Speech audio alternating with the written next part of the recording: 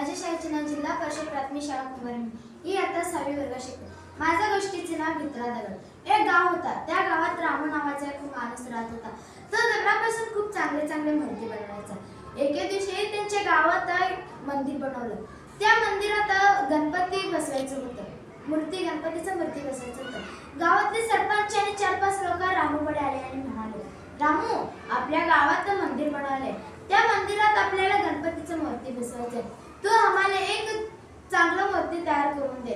रामूला उत्सुक लागली. केव्हा मूर्ती बनवून केव्हा गावात बसवेल ते मूर्ती.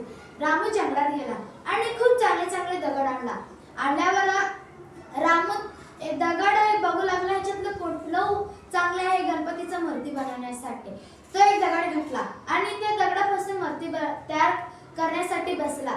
तो दगड म्हणाला, तू मला मूर्ती बनवू नकोस, कारण मला खूप त्रास होते मूर्ती बनवताना. मी तुला दिसले का? तू वेगळा दगड घे, तू मला घेऊ नको. रामू ते दगड ठेवला आणि वेगळा दगड घेतला. त्या दगडापासून खूप सुंदर मूर्ती बनवली. सकाळ झाली आणि गावातले सरपंच आले आणि म्हणाले, रामू, तू गणपतीची मूर्ती बनवलीस का? रामू म्हणाला, हो, बघा इथे मी ठेवले मूर्ती किती सुंदर बनवली. गावातले सरपंच म्हणाले, अरे वा, तू तर इतका सुंदर मूर्ती बनवलास. आज हे मूर्ती आपण गावात बसवूया. रामूने ते मूर्ती घेऊन गावात गेला आणि त्या गावात तिथे मूर्ती बसवली. आणि सरपंच सोबत 4-5 लोक आले आणि म्हणाले, अहो, मंदिरात चढताना तर एक पायरी पाहिजे. पायरी आपण गेलो तर नाही. तिथे एक कोपऱ्यात दगड पडले.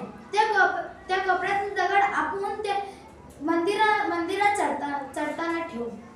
दोन्ही गणपतीची मूर्ती आणि ते दगड घेऊन गेले आणि मंदिरात मूर्ती स्थापन केले आणि ते दगड मंदिराच्या खाली ठेवले.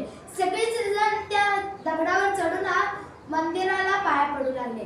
पडता असेच खूप दिवस गेल्यानंतर दगडाला वाटू लागला, अरे, मी तर मूर्ती बनवलं तर माझं किती चांगलं झालं असतं. सगळेजण मला माझ्या वरचं जातात. तो दगड रडू लागला. गणपतीची मूर्ती म्हणाला, अरे, तू का रडालास? काय झालं तुला? तो दगड म्हणाला, सगळेजण मला माझ्यावर पाय ठेवून जातात. मला खूप त्रास होतोय. या दृष्ट करण्यासाठी तू काहीतरी कर. गणपती म्हणाला, आजपासून मी एक उपाय करतो. तुला सगळेजण पाय पडून तुझ्यावर चढून जाणार. सगळे पुजारी हे घोषणा केले. सगळेजण आजपासून या दगडाला पाय पडून वर चढावे. सगळेजण लोक त्या दगडाला पडून वर जाऊ लागतात. असे त्या दगडाला खूप खुश झालं आणि म्हणालं, आज सगळेजण मला पाया पडून वर जातात, हे मला खूप आनंद होते. आणि गणपतीला तो दगड म्हणाला, तुझं खूप आभार मानते मी, कारण मला आज सगळेजण पाया पडून वर जातात. तात्पर्य, कधीही आपण गोष्ट सहन केल्यावर आपलं यश मिळतं आपल्याला.